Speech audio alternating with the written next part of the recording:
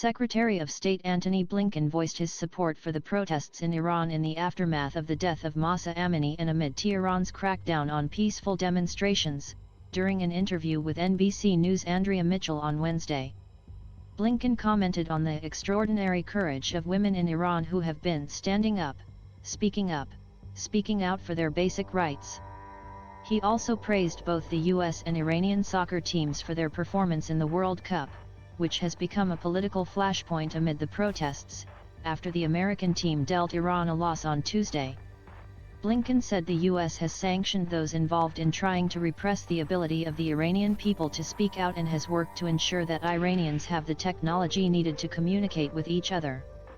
For the most part, we're trying to do what we can do to make clear that we support what Iranians are asking for, demanding in the streets, which is to be heard, to be able to make their views known peacefully, and not to have this terrible repression that we're seeing, Blinken said.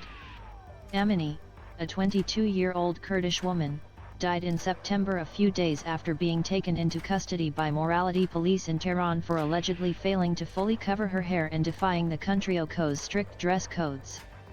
Her death has sparked outrage across the country. Asked whether the US can take more actions in response to the bloody crackdown on protests in Iran that have led to the deaths of women, Blinken stressed that the protests are about Iranians and not any other country, before going on to criticize the regime for blaming other countries for somehow being responsible for instigating what's happening.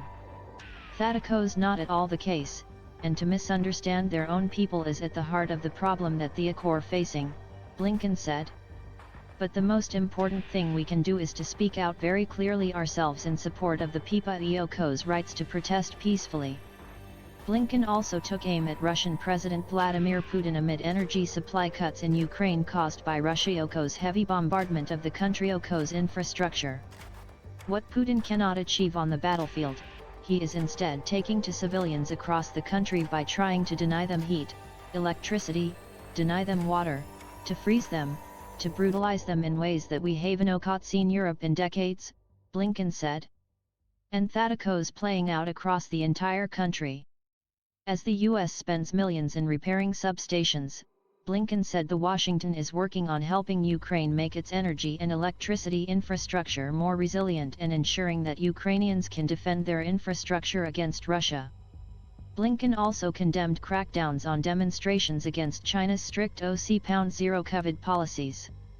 In any country where we see that happening, and then we see the government take massive repressive action to stop it, that's not a sign of strength, that's a sign of weakness, Blinken said. Summer Concepcion is a politics reporter for NBC News.